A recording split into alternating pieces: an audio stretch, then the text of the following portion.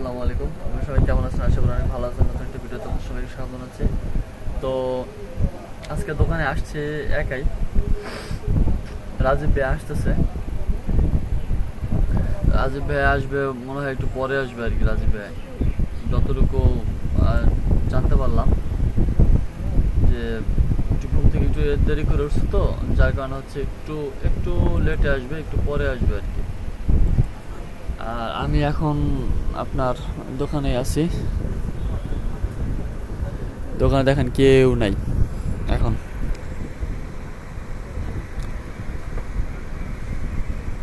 দেখছেন ওই একটা পুরুষ একটা মহিলা চা খাইতেছে।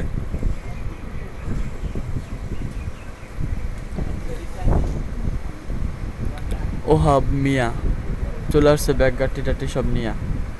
সে একজন মোহরি, বাট বাটপার, ভালো না। টাকা পাবো, টাকা দেয় না।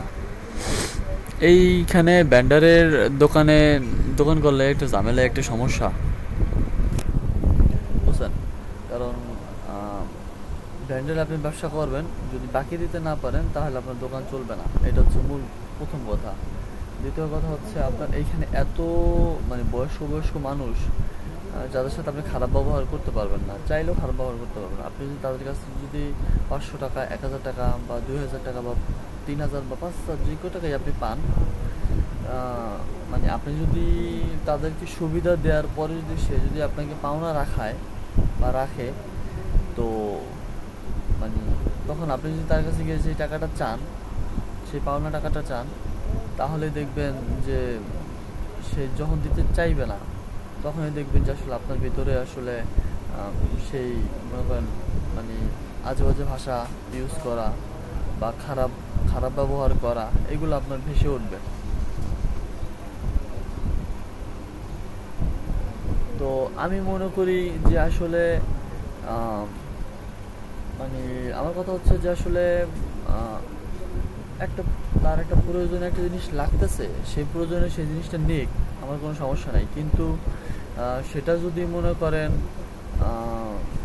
মানে নেয়ার পরে, সুবিধা ভোগ করার পরে যদি সেই টাকাটা না দেয়, তাহলে বিষয়টা একটু অন্যরকম, মানে বিষয়টা খারাপ দেখায়। কারণ আমি যখন সেটা একটা সুতা হোক, আমি এই দোকানে যেটা আনছি বা রাখছি, সেগুলো আমি টাকা দিয়ে কিনেই আনছি। তো এই যে একটা মানে বিষয়, এই বিষয়টা কিন্তু আপনার মানে তারা বোঝার পরে কিন্তু সেই টাকাটা দিতে চায় না দিতে চাওয়ার কারণে যখন আমরা পাওনা পড়ে যাই, পাওনা দ্বারা যখন আমরা পাওনা পাই, তখন চাইতে গেলে তখন খারাপ ব্যবহার করতে হয়। আর খারাপ ব্যবহার করতে গেলেও মানুষ যখন বয়স্ক, তখন তার সাথে আর খারাপ ব্যবহার করা যায় না। তো এই সব জিনিসগুলো নিয়ে, টুকটাক জিনিসগুলো নিয়েই মনে করেন দেখা যাচ্ছে এই দোকানে এখনো টিকে আছি, দোকানে করতেছি। সামনে আরও কাজ বাড়ানোর চেষ্টা আছে, সামনে কাজ বাড়াবো। কারণ সামনে অনেক ধরনের কাজ শেখার বাকি আছে, অনেক এক্সপিরিয়েন্স করার বাকি আছে। তো আপনার একটা কাজ নিয়ে পড়ে থাকলে হবে না। এখানে কিন্তু অনেক মানুষজন চাইতেছে, আসতেছে। সকাল সকাল হলেই মনে করেন মানুষজন, এইটা হচ্ছে সিদ্দিক মোহরি, এই যে যাইতেছে। এইরকম সুবিধার না, বুঝছেন। মানুষের কথা দিয়ে কথা রাখে না। আর ডিসি অফিসের ভিতরে অনেক লোক, এই দেখছেন একজনের পর একজন যাবে। বিআরটির কাজ করাইতে আসছে, অনেকে আছে জজ করে মামলার মোকদ্দমা যেগুলো আছে সেগুলো করাইতে আসছে। এই দেখেন একটা আপু যাইতেছে, দেখছেন একটা আপু মনে করেন দেখা যাচ্ছে এখানে আসছে, কাদের জন্য আসছে। অনেক মহিলারা, অনেক পুরুষ। আপনাদের আগে পরে অনেক ভিডিওতে শেয়ার করছি যে ডিসি অফিসের ভিতরের জনসংখ্যাগুলো কীরকম। আপনারা চাইলে সেই ভিডিওগুলো আপনারা একটু দেখে আসতে পারেন।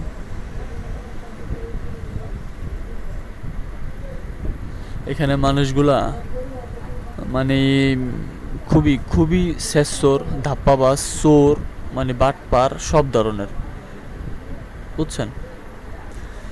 তো দোকানে আপাতত আছে একাই। আর একটু পরে হচ্ছে রাজীব ভাই আসবে, ততক্ষণ অপেক্ষা করি।